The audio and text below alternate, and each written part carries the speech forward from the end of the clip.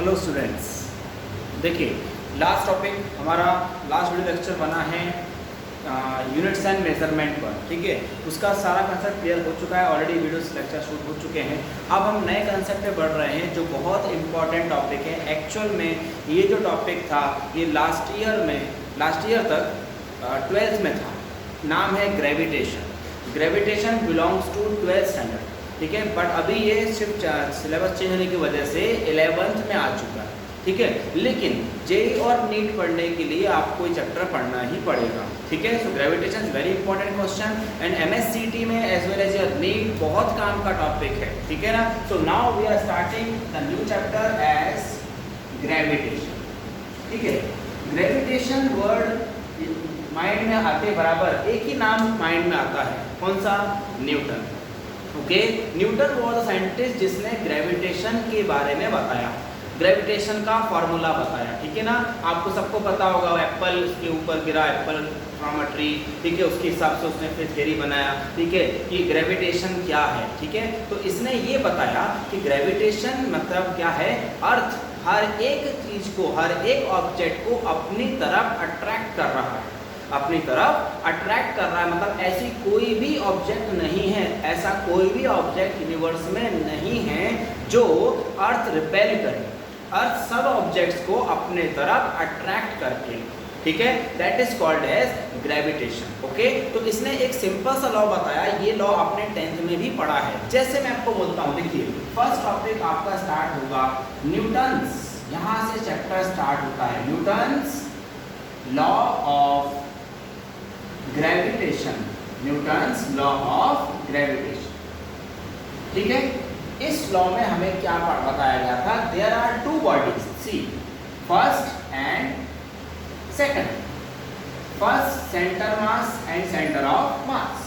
इन दोनों को अगर मैं ज्वाइन कर रहा हूं तो इनमें एक डिस्टेंस है जिसको मैं r से ले रहा हूं। एक बॉडी का मास है m1, दूसरी बॉडी का मास है m2। ठीक है, separated by a distance r।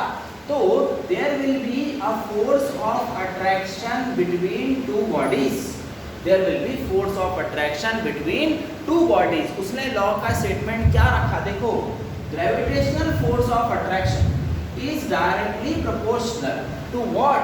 Product of the masses, मतलब m1 m2, product of the masses, and inversely proportional to the square of distance between them। ठीक है, आपको नॉर्मली देखो, अगर मैं अर्थ सरफेस से अपवर्ड जाते जाऊंगा, ऊपर पर अल्टीट्यूड पर, तो ग्रेविटेशन कम होगा, ये तो हमको पता है। मतलब अगर मैं किसी ऑब्जेक्ट को दूर भेज रहा हूं तो उसका फोर्स ऑफ अट्रैक्शन कम होगा, पास ला रहा हूं तो फोर्स ऑफ अट्रैक्शन बढ़ेगा। सो इन दिस केस अभी देखो, अगर टू मासेस का मैं डिस्टेंस बढ़ाऊंगा तो डेफिनेटली फोर्स कम हो जाएगा, मतलब इनवर्सली प्रोपोर्शनल है। तो ये फॉर्मूला बना, F proportional to product of the masses and inversely proportional to the square of distance between them। proportional हटाने के लिए we will use a constant, that constant is nothing but G, m1 m2 upon r square, m1 m2 upon r square। this was the important formula of this chapter, where what is G? G का नाम क्या है? इसका नाम है gravitational. नाम क्या है? Gravitational constant. नाम क्या है? Gravitational constant, where G is called as what? Gravitational constant. ठीक है, अब सबको पता है कि फोर्स का यूनिट तो न्यूटन ही था। फोर्स का यूनिट क्या है? न्यूटन। क्योंकि फोर्स बनाया किसने, डिस्कवर किसने किया था? न्यूटन ने किया था। अब हम थोड़ा आगे बढ़ेंगे। देखिए, इसी कंसेप्ट से ये जो फॉर्मूला आया, इसी फॉर्मूले से मैं अगर आपसे पूछता हूँ कि एक काम करिए, जी का फॉर्मूला बनाइए, तो क्या बनाएंगे? एफ, आर इधर, आर स्क्वायर इधर आएगा, मतलब we will get F into R square.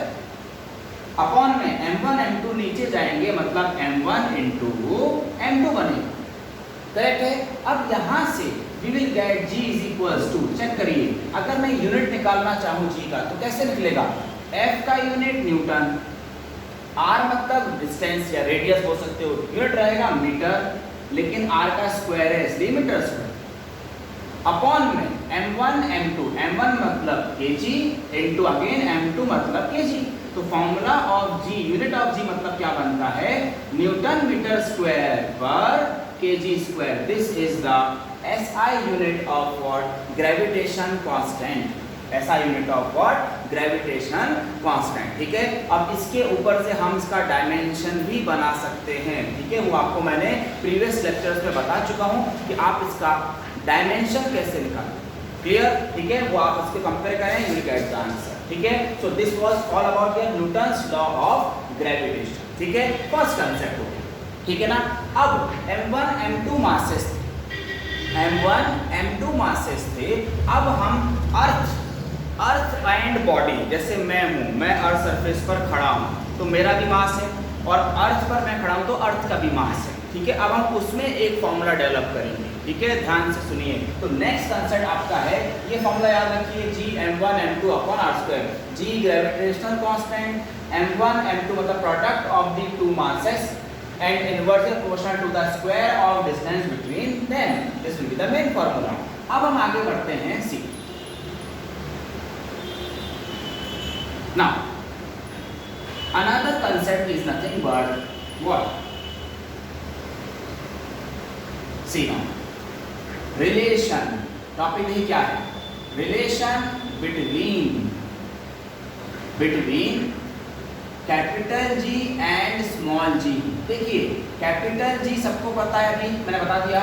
Small g भी सबको पता है, आप लोगों को अच्छे से पता है। Acceleration due to gravity, acceleration due to gravity. अब मैं आपसे एक कंसेप्ट पूछता हूँ, ध्यान से सुनिए। ठीक है, देखो, हॉरिजॉन्टल सरफेस है, ग्राउंड सरफेस। ठीक है, वहां पर मैंने एक ब्लॉक रखा हुआ है। ठीक है, इसका वेट है 10 न्यूटन, और दूसरा एक ब्लॉक रखा हुआ है। ठीक है, उसका वेट W2, इसे W1 देते हैं, इसका वेट है 100 न्यूटन। तो देखिए, वेट है, आपको सबको ये पता होगा, weight of the body acts vertically downward, wait of the body acts vertically downward. ये है W1 और ये है W2।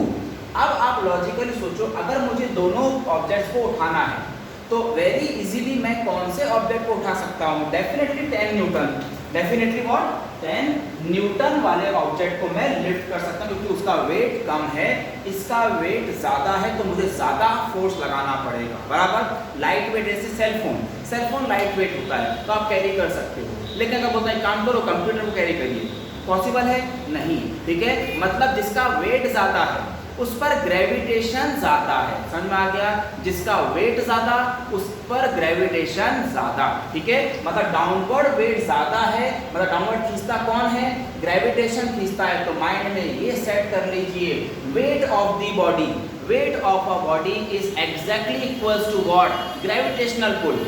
Wait of the body is exactly equals to gravitational pull. क्यों? वेट भी डाउनवर्ड जा रहा है, ग्रेविटेशनल पुल भी डाउनवर्ड है, तो जिसका ज्यादा वेट उस पर ज्यादा ग्रेविटेशन होता है। क्योंकि एग्जांपल आपके सामने है, इसको मैं उठा लूंगा, इसे मैं नहीं उठा पाऊंगा, ज्यादा फोर्स लगाना पड़ेगा। मतलब ज्यादा ग्रेविटेशन किसके ऊपर है? जिसका ज्यादा वेट है। सो इन दिस केस, अब मैं कंसेप्ट स्टार्ट करने जा रहा हूं। देखो, relation between small g and capital G। ठीक है ना। इसमें भी दो concept, body is kept on earth surface. देखिए, पहले केस में body is kept on earth surface. अब मैं डायग्राम ड्रॉ करूंगा, उसके हिसाब से आपको फॉर्मूला पूछूंगा। देखिए, मैं बोल रहा हूं कि ये है हमारा अर्थ। ठीक है, याद रखिए, ये हमारा अर्थ और ये है इसका सेंटर, और उसका ये बन गया क्या? रेडियस। हमेशा इस पूरे चैप्टर में कैपिटल R मतलब रेडियस ऑफ अर्थ होगा, रेडियस ऑफ अर्थ होगा। ये है सेंटर अर्थ का, सेंटर ऑफ मास नाम सुना है। उस पॉइंट पर अर्थ का टोटल मास कॉन्सेंट्रेट होगा, जिसका मास हमेशा हम कैपिटल M लेंगे। अर्थ का मास कैपिटल M, अर्थ का रेडियस कैपिटल R। अब मैं बोल रहा हूं कि ये मैं हूं, मैं कहां हूं? अर्थ सरफेस पर। मेरा मास नथिंग बट स्मॉल m है। मेरा मास क्या है, स्मॉल m। तो मैं जो रिक्वायरमेंट है मैं वो लिख देता हूं, लेट कैपिटल R क्या है, रेडियस ऑफ अर्थ, है ना।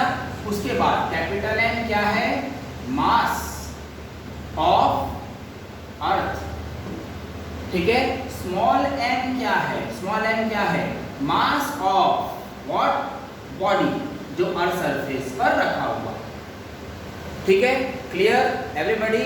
अब देखो अगर मैं बोलूं कि इन दोनों के बीच में ग्रेविटेशनल फोर्स कितना, तो आप क्या बोलोगे, मैंने अभी आपको बोला था कि weight of the body is exactly equals to gravitational pull, weight of the body is exactly equals to gravitational force. तो मैं यहां लिख रहा हूं, देखो weight of body is exactly equals to what, gravitational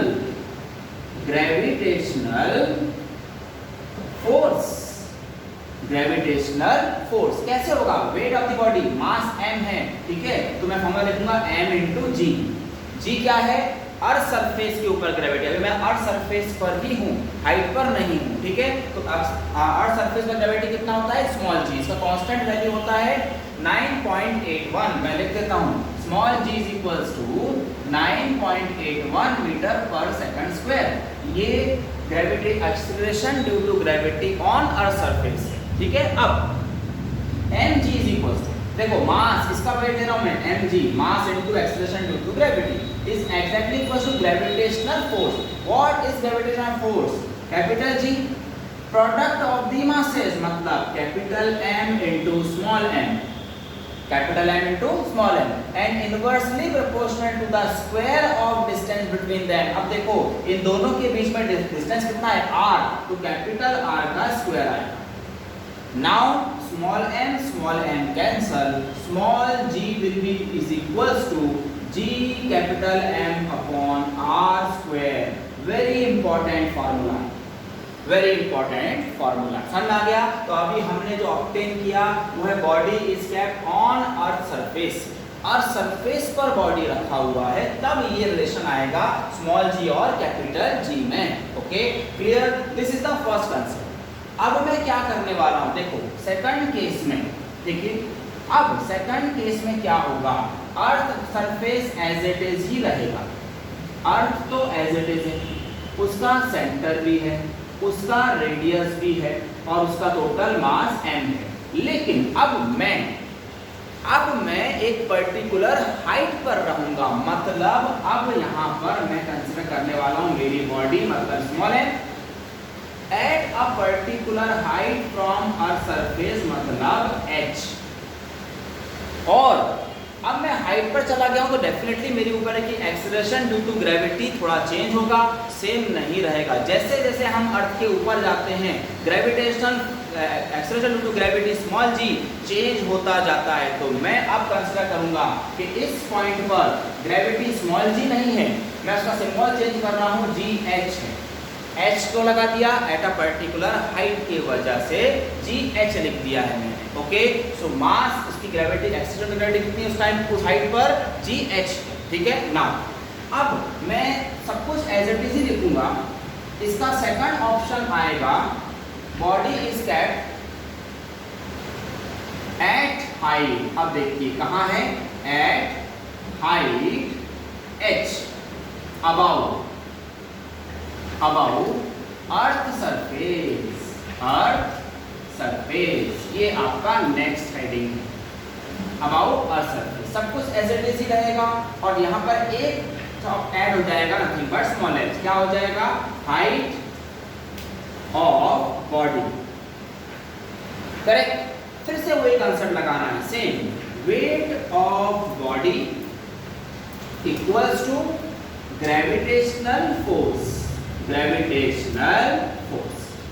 formula कैसे चेंज होगा, weight of the body, आपको फॉर्मूला पता है mg, लेकिन मैं g यूज नहीं करूंगा, मैं gh यूज करूंगा क्योंकि ग्रेविटी एट अ हाइट है, mgh, क्योंकि इस पॉइंट पर ग्रेविटेशनल एक्सेलरेशन कितना है, gh है। तब फॉर्मूला बनेगा क्या, फिर से g times of product of the masses, capital M small m, capital M small m, and inversely proportional to the square of distance between them. अब बताओ m और स्मॉल m में कितना डिस्टेंस है, r प्लस h का distance है, तो हम लिखेंगे अब क्या, r प्लस h का whole square, r plus h का होल स्क्वायर। चेंजेस क्या होगा, देखो स्मॉल m कैंसिल होगा, आपको फॉर्मूला gh का जो मिलेगा वो है g capital M upon r plus h का whole square. This will be the formula.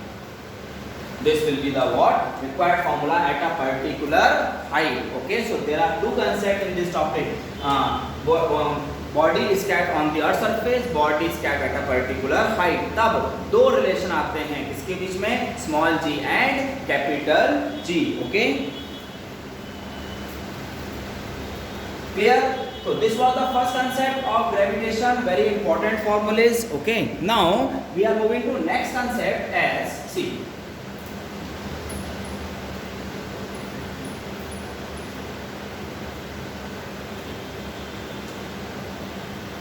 Now next topic is satellite. नाम तो सुना होगा आप लोगों ने, सैटेलाइट कोई नया वर्ड नहीं है आप लोगों के लिए, ठीक है ना। So what is the meaning of satellite, पहले हमें इसका मीनिंग समझना है, सैटेलाइट, ठीक है ना। व्हाट इज सैटेलाइट, सबको पता है सर सैटेलाइट वो होता है आसमान में उड़ता है, ठीक है। सैटेलाइट का मीनिंग क्या होता है मैं आपको आज बताता हूँ।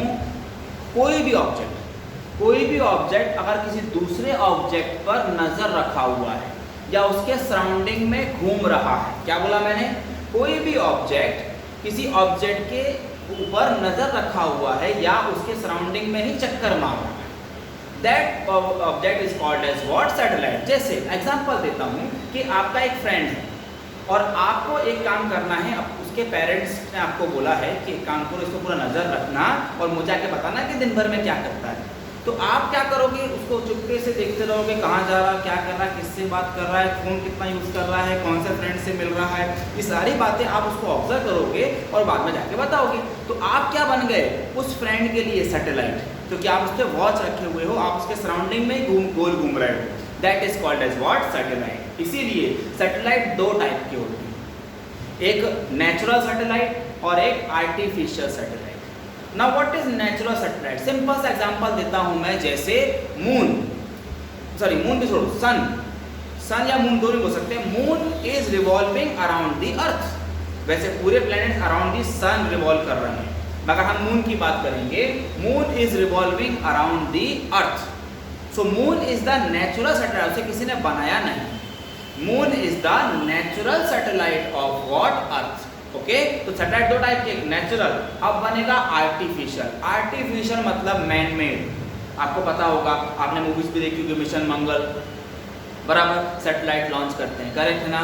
अभी देखो मैन मेड जो साइंटिस्ट लोग डेवलप करते हैं और उसे स्पेस में भेजते हैं और अपने अर्थ के अराउंड में वो रिवॉल्व करता है, वो है आर्टिफिशियल सैटेलाइट। वो क्या है, आर्टिफिशियल सैटेलाइट, मतलब वो सैटेलाइट जो मैन मेड है, that is called as artificial satellite, ठीक है ना। So satellite are of two types, ठीक है। फर्स्ट वन इज नेचुरल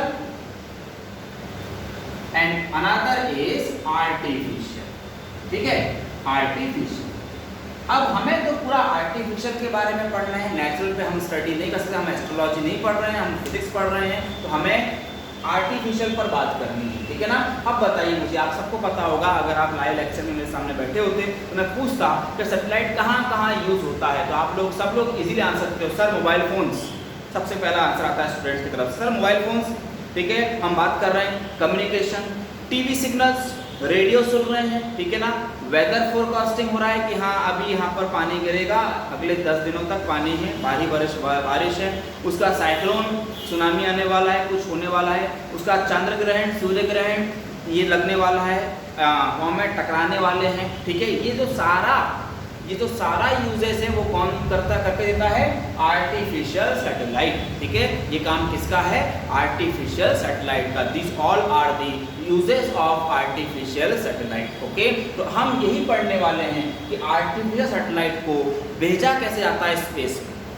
देखिए ये सबको पता होगा कि आर्टिफिशियल सैटेलाइट जब स्पेस में भेजते हैं तो आपने देखा होगा लॉन्चिंग ऑफ अ सैटेलाइट, कई बार टीवी में दिखाया है, ठीक है ना। रॉकेट होता है, रॉकेट वो सैटेलाइट को लेके जाता है, ठीक है ना। तो ये प्रोसेस आपको बहुत शॉर्ट में पढ़ना है, ठीक है, ज़्यादा कुछ नहीं पढ़ना है, सिंपल वे में पढ़ना है कि सैटेलाइट लॉन्च कैसे होता है और रॉकेट उसे कैसे एक पर्टिकुलर हाइट तक लेकर जाता है।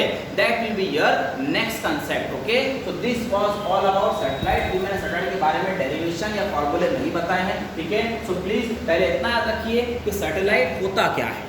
ओके, है ना। So we will see the topic of satellite in detail in the next video lecture, ठीक है। So please read the concept, इतना समझो, फॉर्मूला ऑफ ग्रेविटेशनल फोर्स याद रखिए, relation between small g and capital G याद रखिए। उसके बाद हम सैटेलाइट का लॉन्चिंग समझेंगे, ठीक है। Everybody got the clear? So please see the videos and study well.